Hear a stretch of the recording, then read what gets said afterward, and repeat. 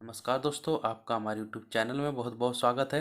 तो आज हम लंबन की विधि द्वारा खगोलीय पिंडों की दूरी नापना को पढ़ेंगे।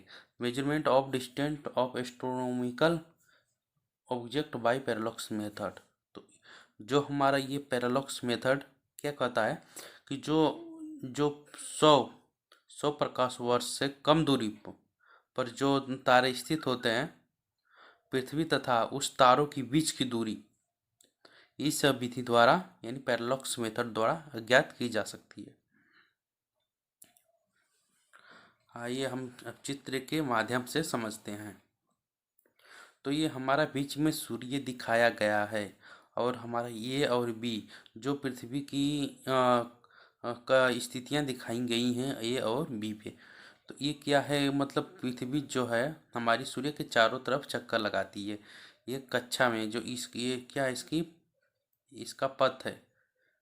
जो इसकी जो ये हमारे ये पृथ्वी का कक्षा है जिसके जरिए ये सूर्य के चारों तरफ चक्कर लगाती है। तो हम मान लेते हैं कि इससे मतलब पृथ्वी से मतलब पृथ्वी से अधिक दूरी पर, मतलब पृथ्वी से बहुत ज़्यादा दूरी पर कोई तारा यन है। क्या है, कोई तारा यन है और बहुत ज़्यादा दूरी, पृथ्वी से बहुत ज़्यादा दूरी पे। और ये जो तारा की जो दिशा है वो हमारी पृथ्वी के प्रत्येक कक्ष गति में जो तारे की दिशा है हमेशा समान रहती है। यानी जो हमारा पृथ्वी है वो हमारे यहाँ पे आ जाए, यहाँ पे आ जाए, इस सभी के लिए जो हमारी यन तारे की जो दिशा है वो हमारी समान रहती है। अब बात करते हैं कि जो हमारे यहाँ पे एक जो पृथ्वी के बहुत नज़दीक एक यश तारा है जिससे पृथ्वी से और तारे से बीच की दूरी कितनी है, यश है। यहाँ पे क्या है कि जो हमारी ए और बी क्या है, जो हमारा कक्ष गति में पृथ्वी की जो कक्षा है उसका क्या है, ये हमारा व्यास है। इसको हम आधार मान लेते हैं। क्या, ए और बी को तारा यश के लिए हम आधार मान लेते हैं। तो अब देखिए, जब हमारी जो किसी दिन हमारी पृथ्वी की स्थिति ए पर जो यन जो हमारा यन है, तारे यन से और यस तारे यस के बीच में जो कोण बना है फाई 1 बना है।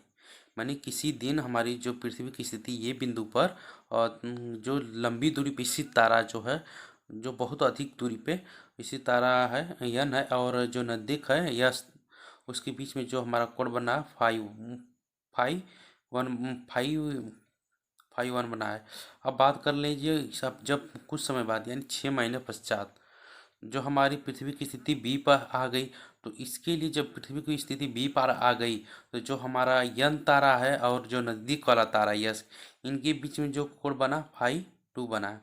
तो अब यहाँ पे देखते हैं इन फाई 1 और फाई 2, और जब हम यहाँ से ये दोनों रेखाएं जो हैं या इससे यहाँ लिए ए बिंदु पर, और इससे और यह जो तारा हमारे यश तारा है, इससे हम एक रेखा यहाँ पे लिए बी।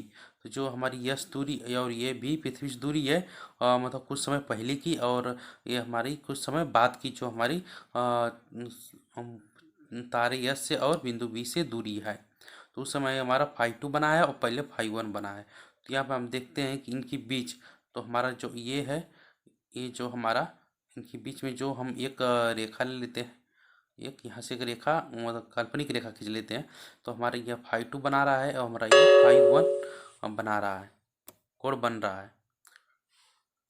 ये हमारा फाई 1 बनेगा या फाई 2 बनेगा, जिससे मान लीजिए हम कभी भी ऐसे जो कोण लेते हैं तो हमारा ये कोण और ये कोण क्या होते हैं, बराबर होते हैं।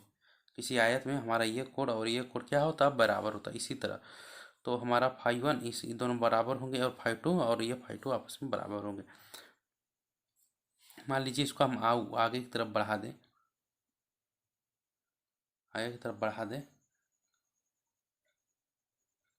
अगर ये, तो हमारा क्या, ये फाई 1 और ये फाई 1 बराबर होगा और फाई 2 और फाई 2 बराबर। तो यहाँ पे हम देखें ये हमारा क्या, ये भी जो हमारा आधार है और यस या जो हमारे यस द्वारा जो हमारा फाई 1 और फाई 2 इन दोनों कोणों का योग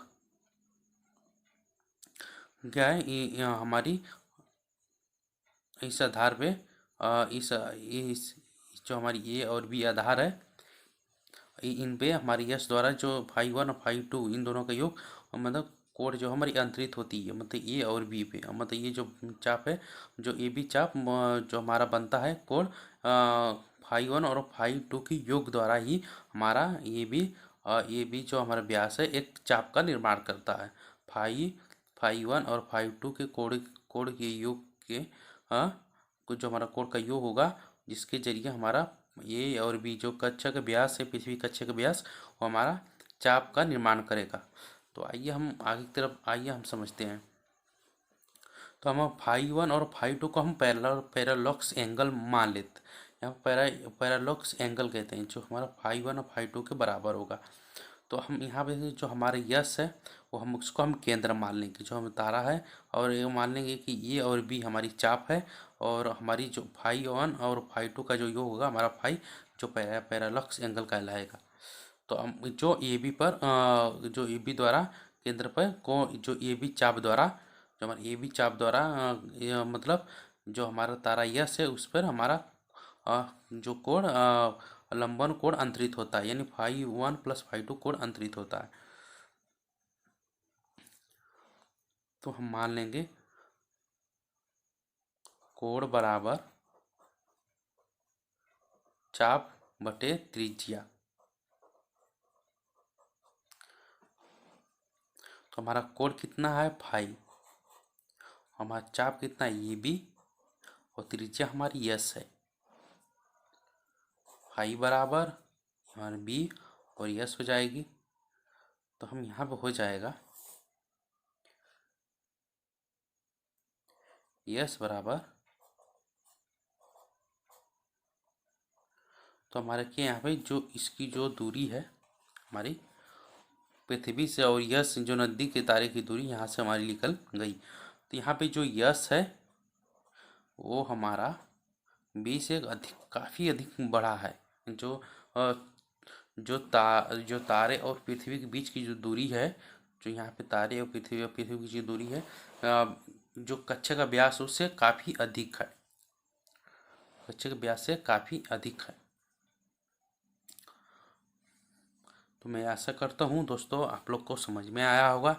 यदि समझ में आया हो तो हमारे चैनल को सब्सक्राइब कर दें, लाइक कर दें, बेल आइकन को दबा दें, और किसी प्रकार की त्रुटि हमसे हुई है तो कमेंट में लिखकर ज़रूर बताएं। फिर अगली वीडियो मिलेंगे, तब तक के लिए धन्यवाद।